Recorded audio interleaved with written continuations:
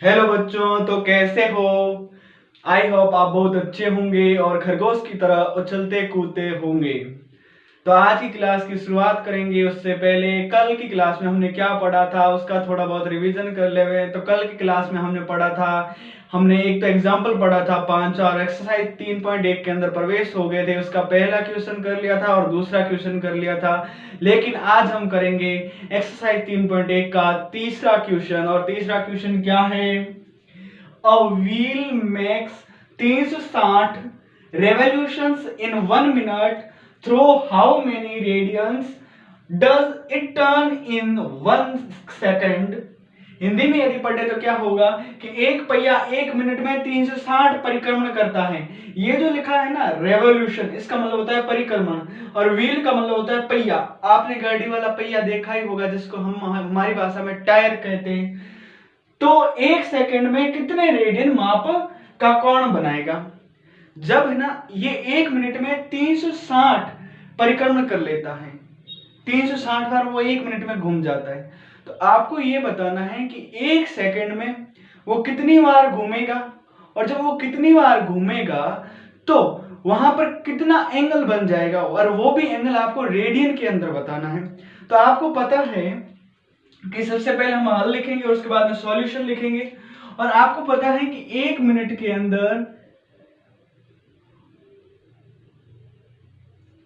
60 second होते हैं। लेकिन जब 1 सेकंड की बात करेंगे उस समय कितने मिनट हो जाएंगे? तो आप कहोगे सर ये 60 ना इस साइड आ जाएगा, तो ये यहां पर मल्टीप्लाई में, तो यहां डिवाइड में चला जाएगा। तो 1 सेकंड में 1/60 मिनट होता है। वो कहता है कि 1 मिनट में 360 रेवोल्यूशन कर लेता है। रेवोल्यूशन का मतलब होता है परिक्रमण करना। कितने में? 1 मिनट में। तो 1 सेकंड में कितना करेगा? तो मैं लिखूंगा 1 सेकंड में पहिए, ये पहिए द्वारा परिक्रमण इज इक्वल टू कितना हो जाएगा कि यहां पर जो 360 है ना परिक्रमण करता है, उसके अंदर किसका भाग दे देंगे? 60 का। ठीक है, सेकंड का। तो इस जीरो से ये जीरो कैंसिल हो गया, 6 एकम 6, 6 छंग 36। तो हमारा 1 सेकंड में पहिए द्वारा परिक्रमण कितना होता है? 6 परिक्रमण कर लेता है। यानी जब 1 सेकंड तक वो गाड़ी चलती है तो पहिया 6 बार घूम जाता है। जब कोई सर्कल के अंदर एक बार हम पूरा चक्कर लगाते हैं तो वहां पर 360 डिग्री का कोण बनता है। ये तो एंगल डिग्री के अंदर हो गया, लेकिन रेडियन के अंदर 2 पाई बनता है। तो मैं यहां पर बता दूं, चूंकि 2 pi radian is equal to 360 degree. लेकिन आपको एंगल हमेशा हमेशा किसके अंदर लेना है? रेडियन के अंदर लेना है। तो यहां पर आप क्या कर लोगे कि 1 सेकंड में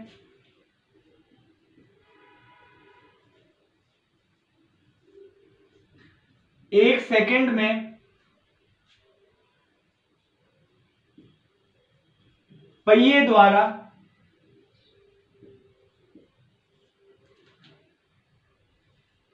एंगल या कोण का माप, एंगल या कोण का माप। अब मेरी बात सुनो, 1 सेकंड में वो पहिया कितनी बार घूम जाता है? तो 6 बार। जब एक बार घूमता है तो कितने रेडियन का एंगल बना देता है? 2 पाई। तो हम क्या करेंगे, इस 6 को 2 पाई से गुणा करवा देंगे। तो 6 को 2 से गुणा करवाया तो 12 पाई। ये हमारा आ गया कि 1 सेकंड में पहिए द्वारा कितने डिग्री का एंगल बना देता है? तो 12 पाई रेडियन। ये हमारे क्या है? आंसर। अब हम प्रवेश करेंगे क्वेश्चन नंबर 4 के अंदर। चौथा क्वेश्चन क्या कहता है? Find the degree measure of the angle subtended at the centre of a circle of radius 100 centimetre by an arc of length 22 centimetre. Use pi is equal to 22/7। एक वर्त जिसकी त्रिज्या कितनी है? 100 सेंटीमीटर। रेडियस कितनी दे रखी है? 100 सेंटीमीटर दे रखी है।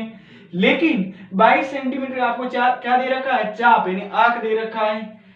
वर्त के केंद्र पर कितने डिग्री का माप का कोण बनाएगी, लेकिन आपको पाई की वैल्यू जो है ना वो 22/7 लेनी है। लेकिन ये कह रहा है केंद्र पर कितने डिग्री का कोण बनाएगी। तो यहां पर जो लिखा हुआ है वर्ड, ये यहां पर थोड़ा ध्यान देने की बात है, डिग्री में बताना है ना कि रेडियन में। तो आप सबसे पहले क्या लिखोगे, हल, और उसके बाद में इंग्लिश में सॉल्यूशन।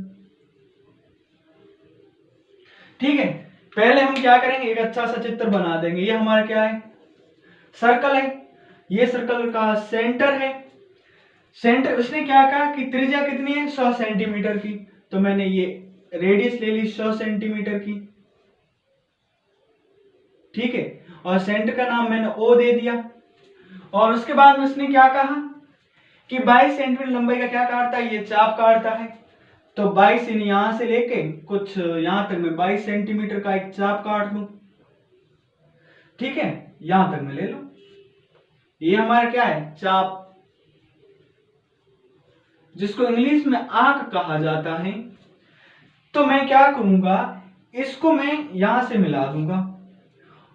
यहां पर मैं पॉइंट दे दूंगा, इस पॉइंट का नाम दे दूंगा ए, इस पॉइंट का मैं नाम दे दूंगा बी। और आपको फाइंड करना है ये एंगल, और ये भी करना है आपको डिग्री के अंदर, ना कि रेडियन में। ठीक है, तो आपके पास फॉर्मूला होता है क्या, कि angle is equal to arc upon radius.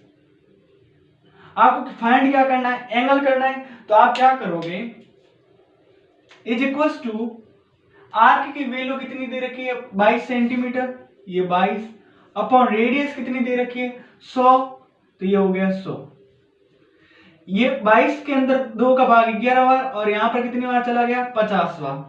ये जो वैल्यू आई है 11/50, ये आपकी वैल्यू रेडियन के अंदर आई है। लेकिन आपको वैल्यू किसके अंदर चाहिए, डिग्री के अंदर। तो आप क्या करोगे, आपको एक फॉर्मूला याद है, कौन सा, degree is equal to 180 upon pi into radian. लेकिन पाई की वैल्यू आपको क्या लेनी है, 22/7। तो ये मान यहां रखेंगे, is equal to 180 upon pi की वैल्यू मैंने लिखी 22/7 इंटू रेडियन में डिग्री कितनी दे रखी है, 11/50। ये 7 कहाँ है, डिवाइड के अंदर है। जब इसको सॉल्व करोगे तो ये कहां चला जाएगा, सबसे ऊपर, is equal to 180 upon 22 into 7 into 11/50। अब मेरी बात सुनो, इस जीरो से ये जीरो कैंसिल, 11 से 22 कितनी बार कैंसिल, 2 बार, 2 एकम 2, 9 दूनी 18। तो ऊपर क्या बच गया, आगे का मैं क्वेश्चन यहां सॉल्व कर लेता हूं। ऊपर बचा, एक तो 9 बचा, एक बचा 7, और नीचे क्या बच गया, 5। तो इज इक्वल टू 9 सत्ते कितने हो जाते हैं, 63, बट्टा में कितना आ गया, 5। अब मेरी बात सुना कि 63 के अंदर 5 का भाग कितने बार चला जाएगा। तो 63 के अंदर 5 का भाग जाता है 12 बार, 12 पंजे 60। ठीक है, तो यहां पर मैंने लिख दिया 12 डिग्री प्लस जो फ्रैक्शन के अंदर संख्या आएगी उसको मैं अलग लिख दूंगा, और वो क्या होगी, 3/5 डिग्री। क्योंकि आप जानते हो कि 1 डिग्री के अंदर कितने मिनट होते हैं, 60 मिनट। तो यहां पर मैंने क्या कर दिया, इज इक्वल टू, तो यहां पे ये इज इक्वल टू 12 डिग्री, और जैसे मैं इसको सॉल्व करूंगा ना, ये संख्या यहां पर पुट कर दूंगा ना, तो ये प्लस का साइन यहां से हट जाएगा। तो मैं लिखूंगा 3 × 60/5, और ऊपर क्या आ जाएगा, अब मिनट आ जाएगा, डिग्री कैंसिल हो गया यहां से, इज इक्वल टू 12 डिग्री। जब इसको मल्टीप्लाई करवाया तो 6 × 18, 180/5, और उसके बाद में कितना आ गया, मिनट, 5 एकम 5, और यहां पर कितनी बार चला जाएगा, 36 बार। तो 12 डिग्री और 36 मिनट, ये किसके अंदर वैल्यू आ गई, ये हमारी डिग्री के अंदर वैल्यू आ गई। यहां पर हमारा क्या आ गया, आंसर। यदि यहां पर ये डिग्री में नहीं पूछता, आपको पूछ लेता रेडियन के अंदर, तो आपका आंसर यहीं खत्म हो जाता। लेकिन उसने कहा कि मेरे को डिग्री में चाहिए, तो आपने क्या किया, डिग्री वाला फॉर्मूला लगवाया। डिग्री वाला फॉर्मूला क्या होता है, 180/π इंटू रेडियन। तो 180 अपॉन पाई, पाई की वैल्यू आपको क्या लेनी थी 22/7 जो प्रश्न के अंदर कहा गया है, तो 22/7 ली। तो ये जो 7 था सबसे नीचे, तो जैसे सॉल्व करोगे तो ये कहां चला जाएगा, सबसे ऊपर चला जाएगा। ऐसे करके आपने क्या निकाल दिया, डिग्री के अंदर वैल्यूज निकाल दी। अब हम क्वेश्चन नंबर क्या करेंगे इसके आगे वाला, और वो होगा, अब हमारा क्वेश्चन नंबर 5 होगा, और वो 5 क्या कहता है, in a circle of diameter 40 centimetre the length of a chord is 20 centimetre, find the length of minor arc of the chord. एक वर्ग जिसका व्यास 40 सेंटीमीटर है, व्यास का मतलब होता है डायमीटर, वो कितना दे रखा है 40 मीटर, उसकी एक जीवा दे रखी है यानी कॉर्ड दे रखी है, और वो कितनी दे रखी है 20 सेंटीमीटर लंबाई की। तो इसके संगत छोटे चाप की लंबाई ज्ञात कीजिए। देन आपको क्या करना है, माइनर आर्क की लेंथ आपको ज्ञात करनी है, यानी माइनर आर्क आपको ज्ञात करना है। तो सबसे पहले मैं क्या करूंगा, एक सर्कल बनाऊंगा, ये हमारा सर्कल हो गया, ये हमारा सेंटर हो गया इस सर्कल का, और सेंटर को जब मैं वर्क पर किसी बिंदु से जब मिला दूंगा तो हमारी क्या हो जाएगी रेडियस। लेकिन आपको पता है जो रेडियस जो होती है वो डायमीटर की क्या होती है, आधी होती है।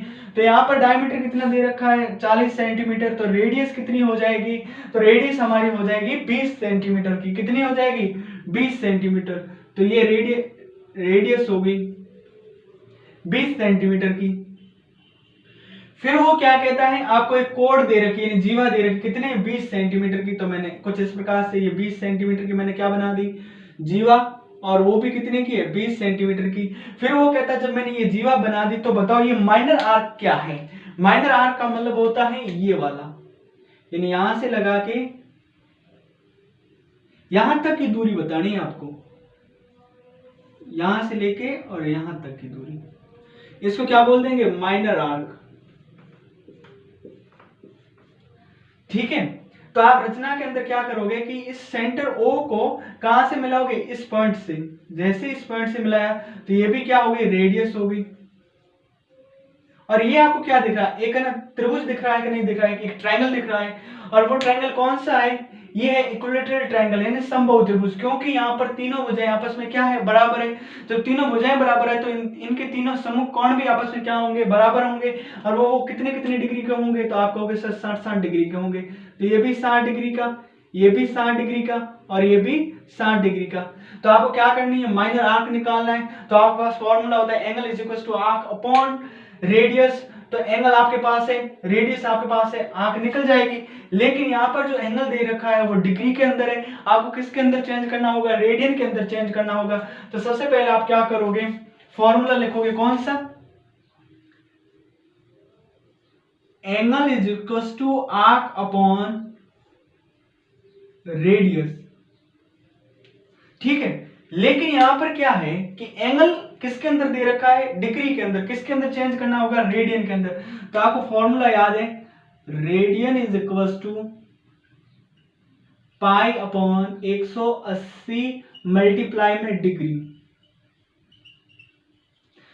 ठीक है, तो यहां पर आप क्या कर लोगे, is equal to pi upon 180 into 60 degree, कितनी बार चला जाएगा 3 बार, और 60 के अंदर खुद का भाग 1 बार। तो रेडियन के अंदर हमारी वैल्यू क्या आ गई, पाई अपॉन 3 रेडियन। ये हमारा क्या आ गया, एंगल आ गया।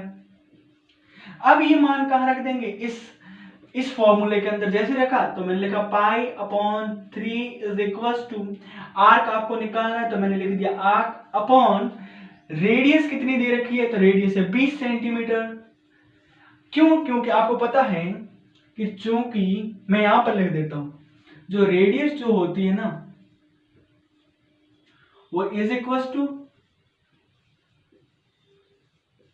जो हमारा डायमीटर होता है ना उसकी क्या होती है आधी। डायमीटर को हिंदी में व्यास कहा जाता है, उसकी क्या होती है आधी। इसलिए यहां पर कितनी दे रखी थी डायमीटर 40, तो रेडियस कितनी हो गई 20, और वो भी 20 सेंटीमीटर के अंदर।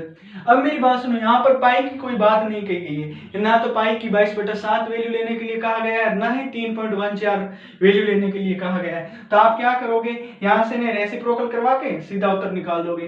तो ये कहाँ है, आर्क के डिवाइड में है, तो जैसे रेसिप्रोकल करवाओगे तो कहाँ चला जाएगा मल्टीप्लाई में। तो यहाँ करके आप ऐसे भी लिख सकते हो कि arc is equal to 20 pi upon 3। अब देखो ये कौन सी संख्या है, ये इवन नंबर है, ये ओड नंबर है और है तो फ्रैक्शन में, लेकिन आपस में कैंसिल नहीं होगी। तो यहाँ पर ये क्या हो जाएगा, सेंटीमीटर के अंदर क्या आ जाएगा, हमारा आंसर आ जाएगा। पाई की वैल्यू आपको तभी लेनी है जब प्रश्न के अंदर पाई की वैल्यू बोली जाए, या तो 22/7 कहेंगे या 3.14 कहेंगे। यहाँ पर नहीं कहे तो पाई को पाई ही रहने देना, अपनी मर्जी से पाई की वैल्यू मत पुट करना। तो अब हम नेक्स्ट क्वेश्चन के अंदर प्रवेश करेंगे। अब हमारा क्वेश्चन नंबर 6 और वो क्या है, if in to circles arcs of the same length subtend angles 16 degree and 75 degree at the center, find the ratio of their radii। Hindi में क्या है, यदि दो वर्तों के समान लंबाई वाले चाप अपने केंद्रों पर क्रमशः का मतलब होता है सबटेंड करते हैं, 60 डिग्री तथा 75 डिग्री के कोण बनाते हो तो उनकी त्रिज्याओं का अनुपात क्या है। मैं एक बात बताऊं, दो सर्कल है, दोनों सर्कलों के अंदर आर्क जो है ना, आर्क का मतलब होता है चाप, उनकी लंबाई सेम है, लेकिन एंगल एक का तो कितने डिग्री का है, 60 डिग्री का, दूसरे का 75 डिग्री का है। तो आपको ये फाइंड करना है कि दोनों सर्कलों के अंदर रेशियो का अनुपात क्या होगा। तो पहले मैं क्या करूंगा, क्रमशः सर्कल बनाऊंगा। ये हमारा पहला सर्कल, ये हमारा कुछ इस प्रकार से दूसरा सर्कल, इस सर्कल का सेंटर यहाँ, इस सर्कल का सेंटर यहाँ, इस सेंटर का नाम मैंने O1 दे दिया, इस सेंटर का नाम मैंने O2 दे दिया, ठीक है। फिर मैंने क्या किया, इस सर्कल की रेडियस को मैंने R1 माना, लेकिन इस सर्कल की रेडियस को मैंने R2 माना। लेकिन ये कहता है इन दोनों के आर्क सेम है, तो देखो यानी यहां से यहां तक की लंबाई इस सर्कल की और इस सर्कल की यहां से यहां तक की लंबाई दोनों आपस में क्या है, इक्वल है। ये भी हमारी क्या होगी, R2 होगी, ये हमारी R1 होगी। इस पॉइंट को हम A नाम दे देंगे, इस पॉइंट को हम B नाम दे देंगे, इस पॉइंट को यहाँ पर A नाम दे देंगे, इस पॉइंट को यहाँ पर क्या दे देंगे, B नाम दे देंगे। यहाँ पर ये जो एंगल है बड़े वाला वो है 75 डिग्री का, लेकिन यहाँ पर जो एंगल है वो कितने डिग्री का है, 60 डिग्री का है। सबसे पहले आप क्या करोगे कि इस डिग्री को रेडियन में चेंज करोगे, ठीक है। तो यहाँ पर आप क्या लिखोगे, हल या सॉल्यूशन,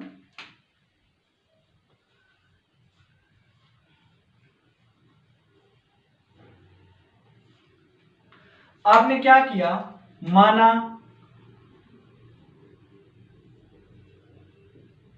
दोनों वर्तों की त्रिज्याएं क्रमशः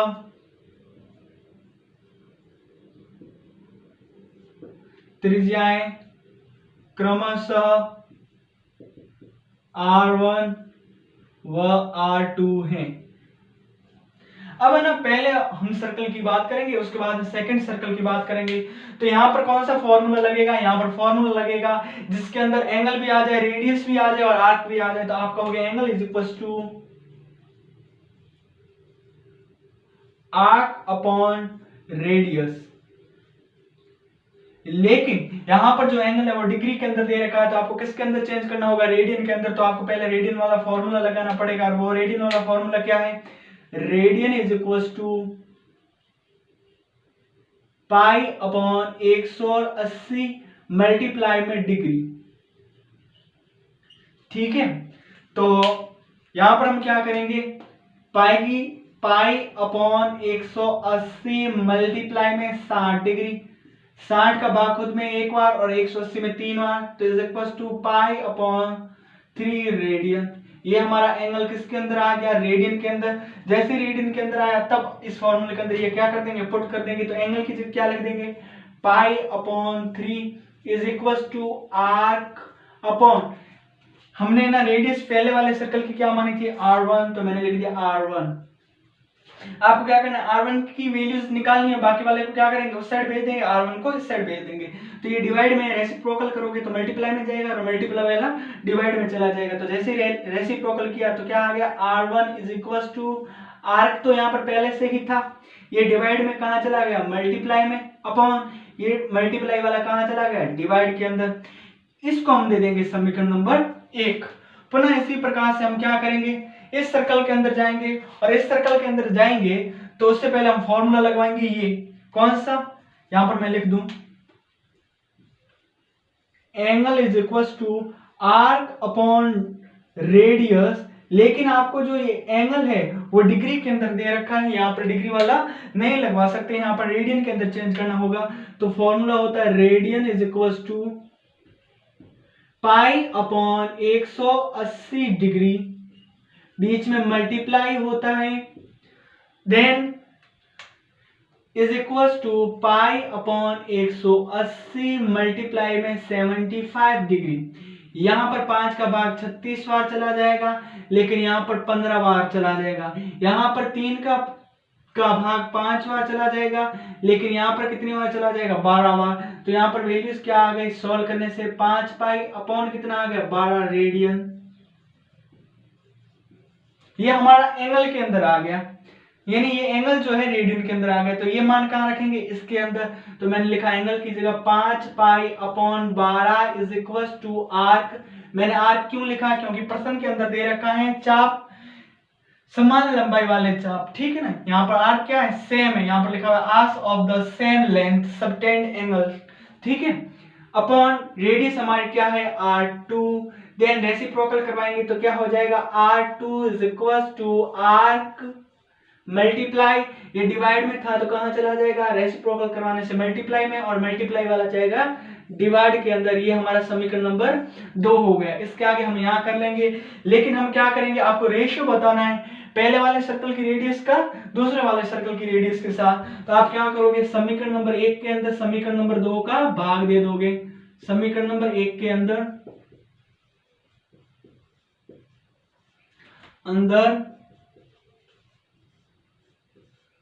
समीकरण नंबर 2 का भाग देने पर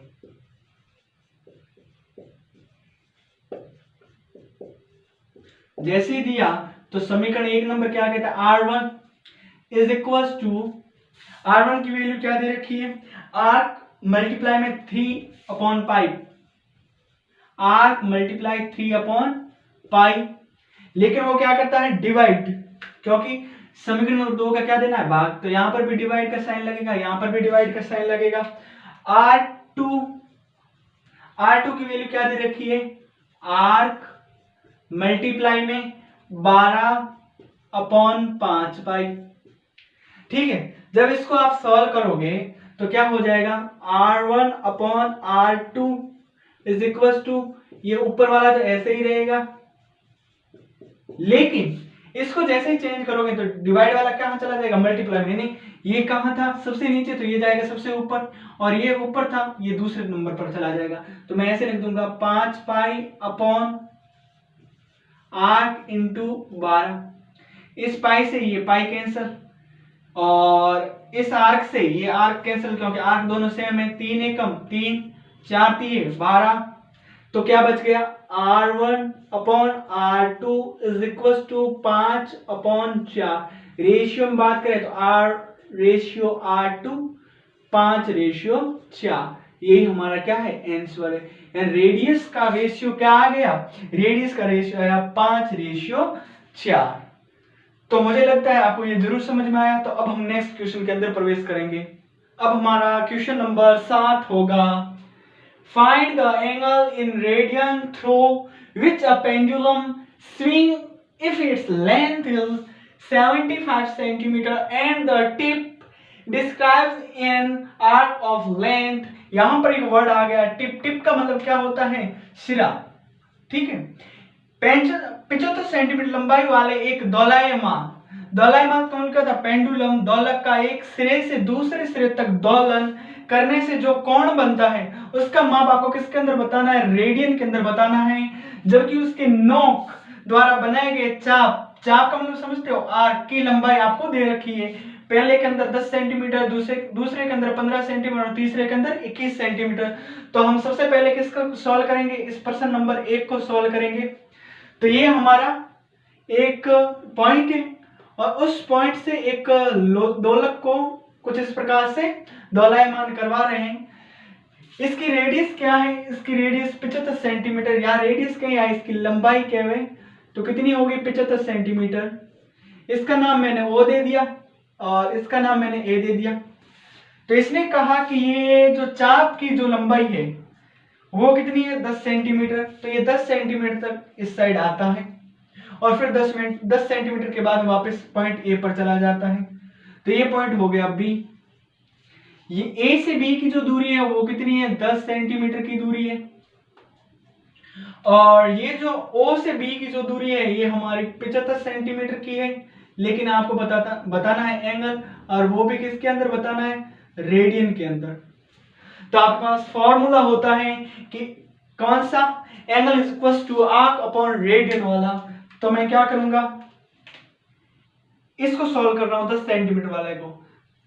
angle is equal to arc upon radius. यहां पर जो भी एंगल आता है ना वो रेडियन के अंदर आता है। यदि आपको डिग्री के अंदर दे भी रखा है तो भी आपको रेडियन के अंदर बदल के फिर यहां पर पुट करोगे। यहां पर एंगल की वैल्यू हमेशा हमेशा किसके अंदर होनी चाहिए, आपकी रेडियन के अंदर होनी चाहिए। ठीक है, तो आर्क हमारा यहाँ पर कितना दे रखा है, 10 सेंटीमीटर, और रेडियस कितनी हो गई, 75 सेंटीमीटर। तो यहाँ पर मैंने लिख दिया 10/75। 10 के अंदर 5 का भाग 2 बार और 75 के अंदर 5 का भाग 15 बार। तो जैसे इसको सॉल्व करने से हमारा क्या आ गया, 2/15 रेडियन। ये हो गया हमारा आंसर।